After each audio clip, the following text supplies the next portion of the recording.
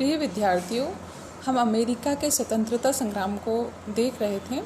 America की क्रांति, जिसे हम अमेरिका का स्वतंत्रता संग्राम भी कहेंगे, ये क्रांति एक ऐसे मातृ देश के खिलाफ थी जिसने परिस्थितियों वश उपनिवेशों की स्थापना में योगदान तो दिया, परंतु कभी भी उपनिवेशों की ओर मुड़कर नहीं देखा। अमेरिका, जिसे एक महाशक्ति के रूप में हम आज विश्व में देखते हैं, इस अमेरिका का अपना एक समृद्ध इतिहास रहा है।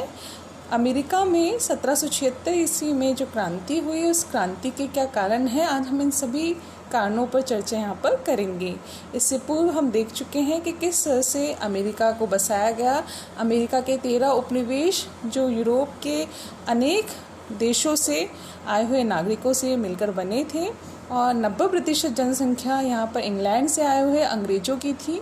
तो कुल मिलाकर हम देखें तो अमेरिका मिली जुली संस्कृतियों का केंद्र था। इंग्लैंड इस पर अपना प्रभुत्व मानता था, परंतु ये प्रभुत्व कभी उसने साबित करके नहीं दिखाया या कभी उसका प्रदर्शन नहीं किया। अमेरिका की 1776 ईस्वी में जो क्रांति हुई, उस क्रांति का कोई एक कारण नहीं है, अभी तो अनेक कारणों ने मिलकर उन परिस्थितियों का निर्माण किया, उन अवसरों को बनाया जिसके कारण ये क्रांति इंग्लैंड के विरुद्ध लड़ी गई। जिस तरह से हम देखते हैं कि भारत ने इंग्लैंड के खिलाफ लंबे समय तक मोर्चा लेकर संघर्ष करके स्वतंत्रता पाई, वैसे ही अमेरिकी उपनिवेशों ने आज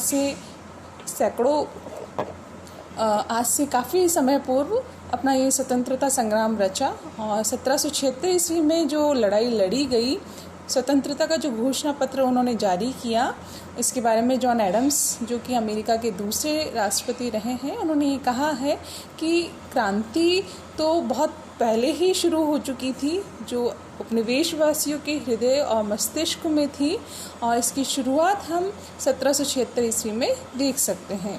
परिस्थितियाँ ऐसे बनती गई कि उपनिवेशवासी जो विचारधाराओं में प्राकृतिक दृष्टि से, भौगोलिक दृष्टि से अलग अलग थे, इसके बावजूद भी वो अपने मातृ देश इंग्लैंड के विरुद्ध एक हुए, संगठित हुए और अनेक अवसरों पर उन्होंने अपने संगठन को प्रदर्शित करके भी बताया।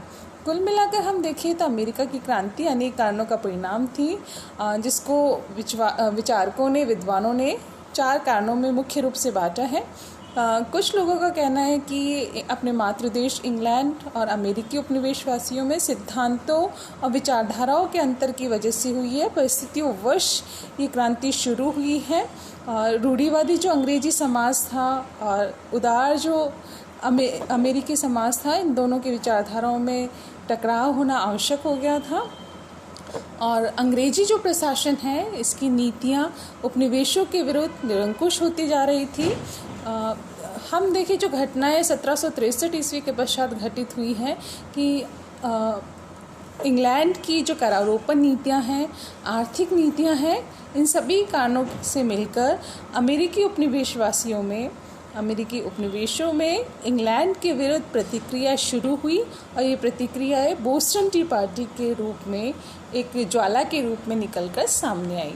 तो आज हम इन सारे कारणों की चर्चा यहाँ पे करेंगे। सर्वप्रथम हम देखें तो उपनिवेशों में इंग्लैंड के प्रति प्रेम का भाव था।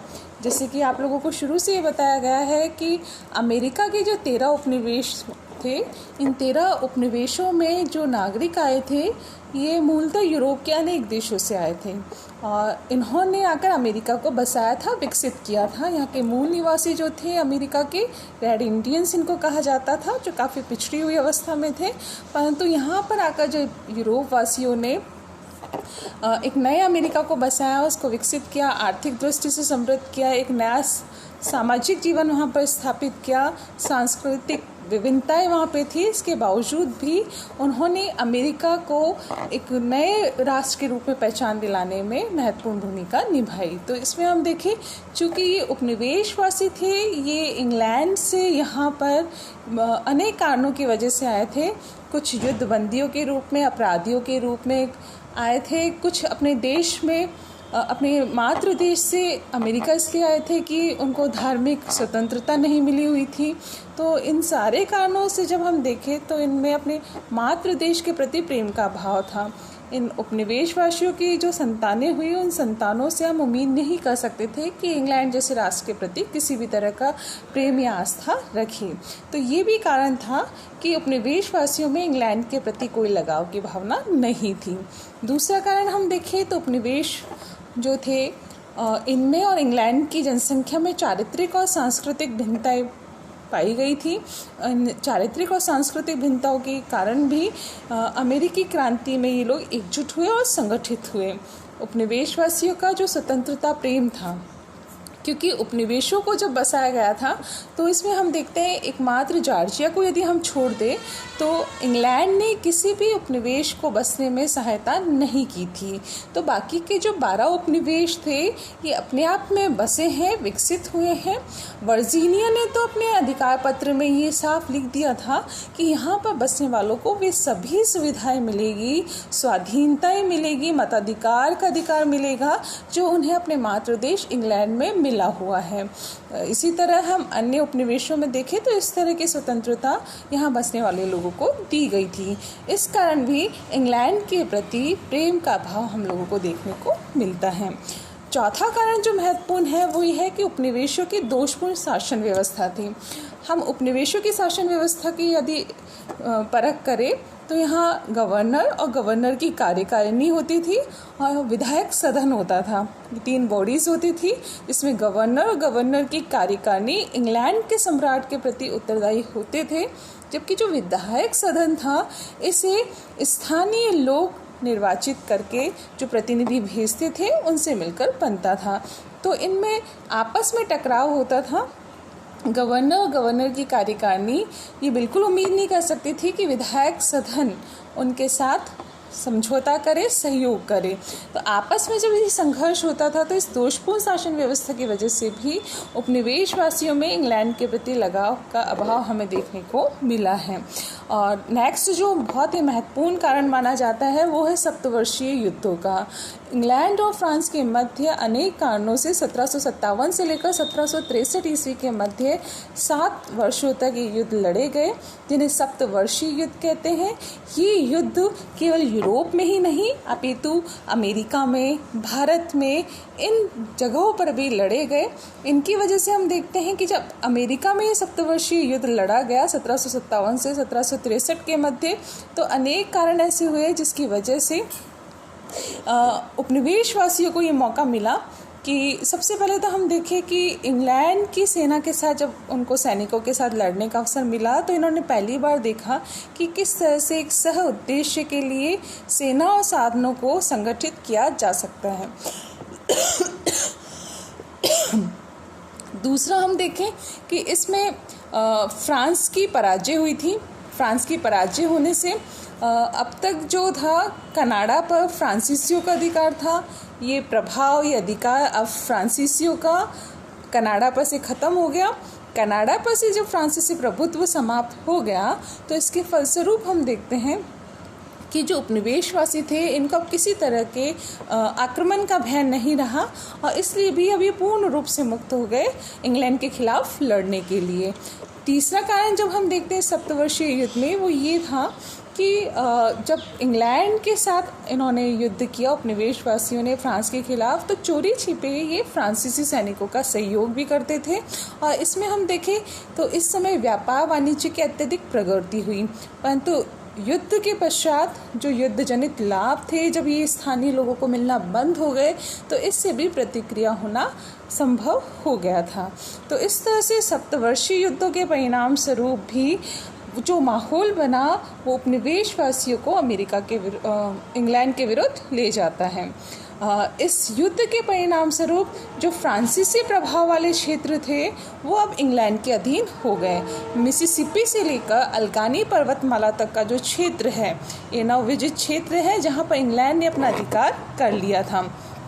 तो इसमें हम देखें इन नवविजित क्षेत्रों पर अधिकार को लेकर भी उपनिवेशवासियों में और इंग्लैंड की सरकार में आपस में मतभेद चल रहा था। उपनिवेशवासी ये चाहते थे कि वो पश्चिम की ओर अपना प्रसार करें। स्थानीय रेड इंडियंस से उनका मतभेद हुआ, संघर्ष हुआ, परंतु इंग्लैंड ये चाहता था कि मिसिसिपी से लेकर अल्गानी तक का जो क्षेत्र है उस पर इंग्लैंड का अधिकार बने। तो इस नवविजित क्षेत्र की समस्या भी दोनों के मध्य संघर्ष का मुख्य कारण बनी है। नेक्स्ट कारण हम देखें तो उपनिवेश जब स्थापित हुए थे तो इंग्लैंड की सरकार ने एक लंबे समय तक उनमें कोई हस्तक्षेप नहीं किया था, कोई सहयोग नहीं किया था। अभी मैंने बताया कि जॉर्जिया को छोड़कर अन्य किसी भी उपनिवेश को बसने में इंग्लैंड की सरकार ने सहयोग नहीं किया था। 1688 ईस्वी में इंग्लैंड में जो रक्तहीन क्रांति हुई है, जिसे गौरवपूर्ण क्रांति के नाम से भी जानते हैं, इंग्लैंड में संसद में और राजतंत्र के मध्य जो टकराव हुआ है, इस टकराव में हम देखते हैं जो गृह युद्ध की स्थिति बनी हुई थी। तो एक लंबा समय ऐसा था कि जब इंग्लैंड की सरकार अपने उपनिवेशों की ओर कोई ध्यान नहीं दे पाई थी। तो ऐसे में हम देखें उपनिवेशों को स्वयं से विकसित होने का अवसर मिला। वो स्वतंत्र रूप से अपना विकास कर रहे थे, चाहे वो राजनीतिक दृष्टि से हो, प्रशासनिक दृष्टि से हो या आर्थिक और व्यापारिक दृष्टि से हो। तो ऐसे में जब उन्होंने स्वयं अपनी सारी प्रगति करी, तो ऐसे में जब हम देखते हैं बाद में इंग्लैंड आकर ये कहता है कि नहीं, मेरा आप पर प्रभुत्व है, तो दोनों में संघर्ष होना आवश्यक हो जाता है। इस तरह हम देखें कि इंग्लैंड सरकार का पहले नगण्य हस्तक्षेप और बाद में एक अधिकार स्थापित करना, ये कहीं ना कहीं विचारधाराओं में टकराव पैदा करता है, और विचारधाराओं में टकराव की वजह से भी ये संघर्ष देखने को मिलता है। एक अन्य कारण जो हम देखें वो ये महत्वपूर्ण कारण है बौद्धिक चेतना का विकास। जैसे कि मैंने आपको पहले भी बताया था कि शिक्षा और पत्रकारिता का विकास हुआ।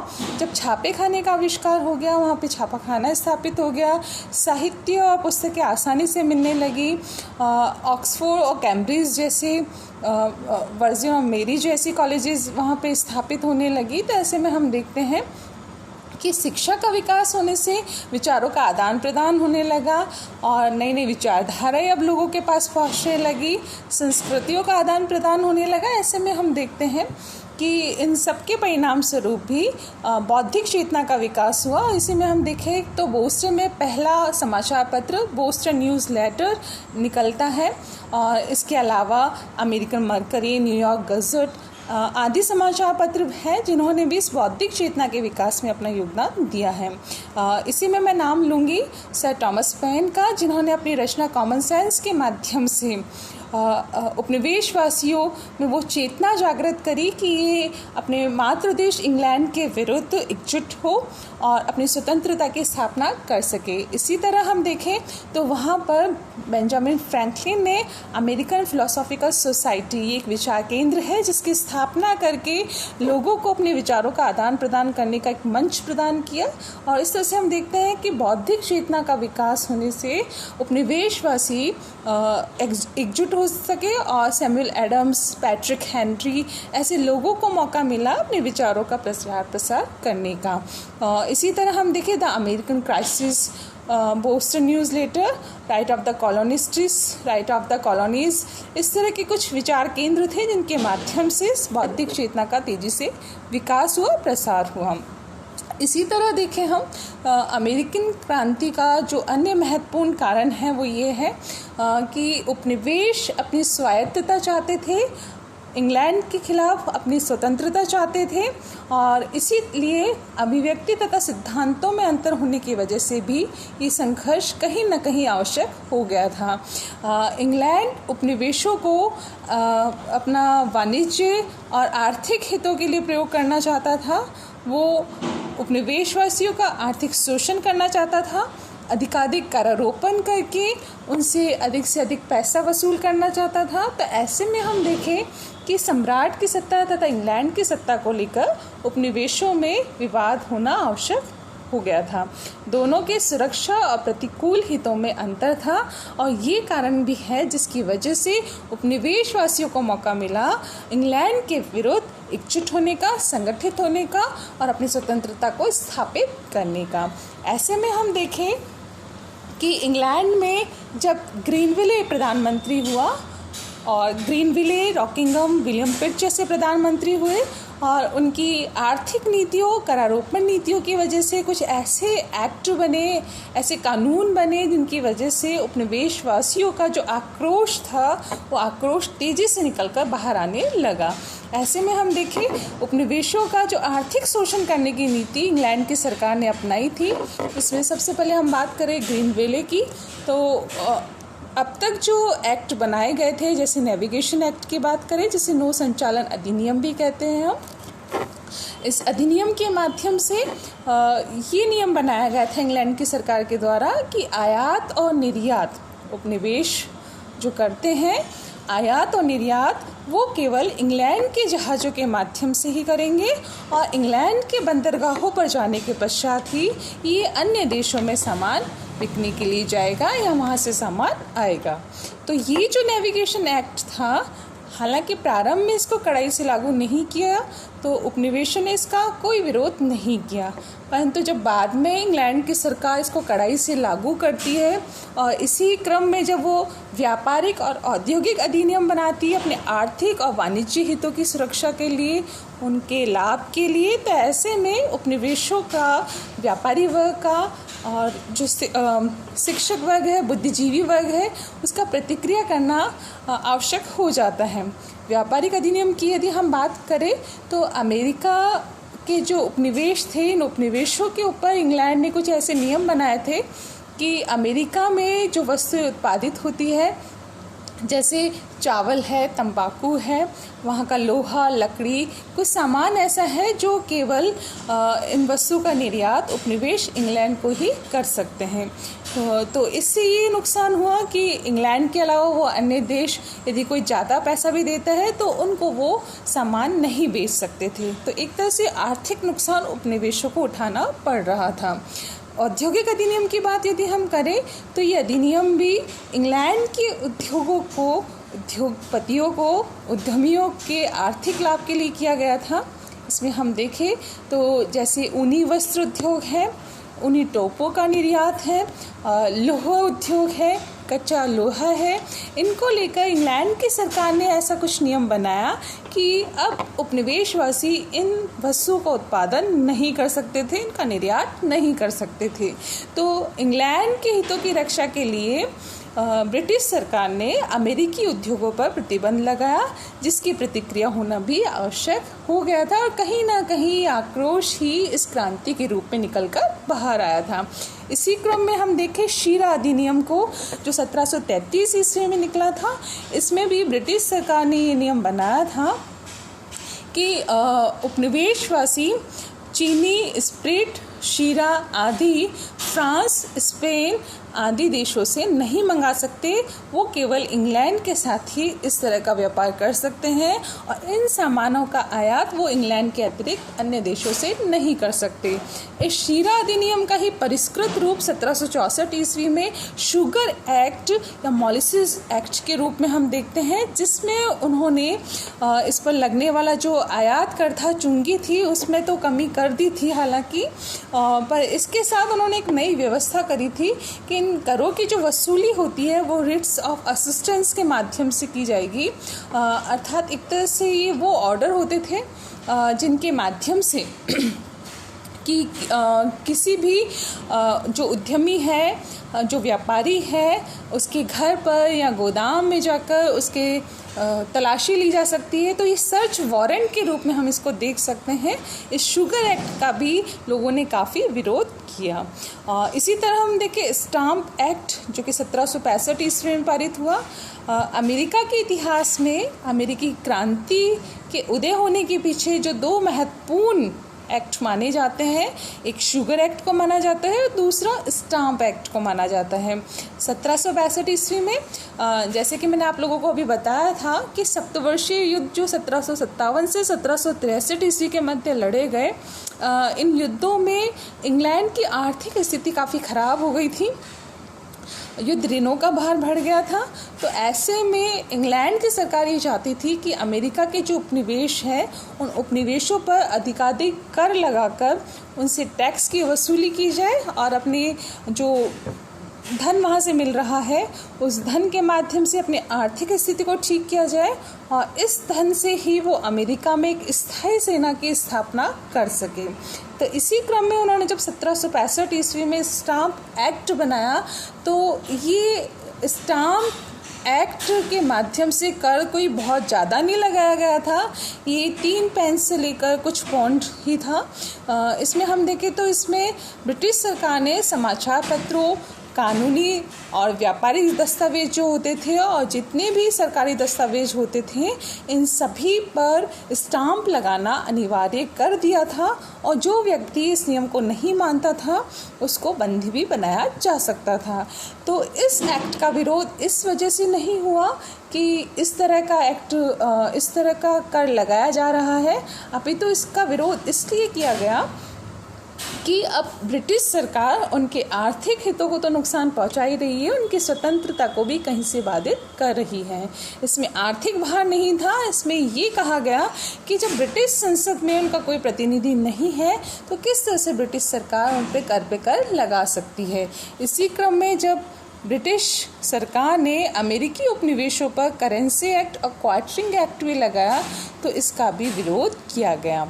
अमेरिकी उपनिवेशों में दूसरे देशों के साथ जो मुद्रा प्रचलित थी इस पर और जो सेनाएं रखी गई थी इसके रखरखाव के खर्चे पर कुछ इस तरह का नियम बना दिया था कि ये सारे खर्चे अब उपनिवेशों को ही उठाने पड़ते थे। तो इस तरह से करेंसी एक्ट का और क्वार्टरिंग एक्ट का भी विरोध किया गया। तो कुल मिलाकर हम कहें कि ब्रिटिश प्रधानमंत्री ग्रीनवेले की जो करारोपण की नीतियां थी, रॉकिंघम को तो ज़्यादा वक्त नहीं मिला, 1765 से 1767 ईस्वी के मध्य वो रहा, परंतु इसने ये नियम बनाया कि ब्रिटिश संसद को ये पूरा अधिकार है कि वो अमेरिकी उपनिवेशों पर कर लगा सकती है।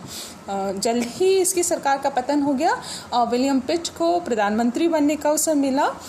इसके समय जो अर्थमंत्री थे टाउनशेंड, उन्होंने कुछ 5 वस्तुओं पर ऐसे कर लगाए थे जिनका विरोध हुआ था और ये विरोध इस तरह से था कि टाउनशेंड ने जब 5 वस्तुएं, चाय है, शीशा है, कागज़ है, सिक्का धातु और रंग है, इन पर जब कर लगाया तो इन करों का भी विरोध किया गया। वो विरोध इसी वजह से किया गया था कि ब्रिटेन की सरकार या ब्रिटिश सरकार उपनिवेशों का आर्थिक शोषण नहीं कर रही है, अपितु उनके आंतरिक मामलों में हस्तक्षेप करके उनकी स्वायत्तता का हनन कर रही है, उनकी स्वतंत्रता को कहीं ना कहीं समाप्त कर रही है। तो इन उपनिवेशवासियों की मांग यही थी कि नो टैक्सेशन विदाउट रिप्रेजेंटेशन, मतलब बिना प्रतिनिधित्व के कोई कर नहीं, जैसे नारे ये लोकप्रिय होने लगे।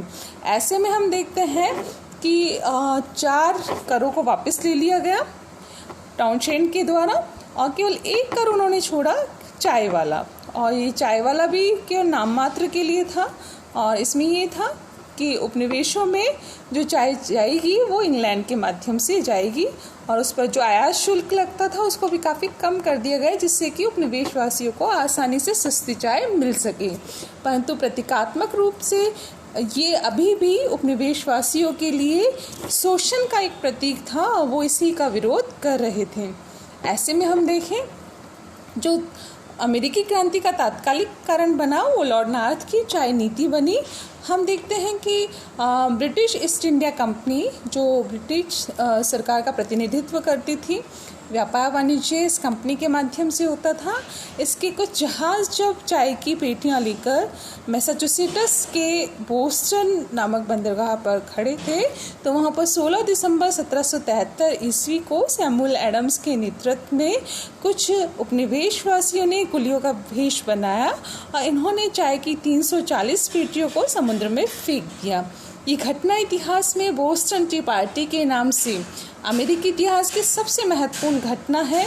ये अमेरिकी क्रांति का तात्कालिक कारण बनी बोस्टन टी पार्टी की घटना और इस 340 पेटियों को जब समुद्र में फेंका गया तो एक तरह से ये इंग्लैंड के खिलाफ खुला युद्ध करने की घोषणा था जिसके माध्यम से अब ये चुनौती दी गई थी ब्रिटिश सरकार को कि उपनिवेशवासी अब किसी भी प्रकार के शोषण को सहन करने के लिए तैयार नहीं है।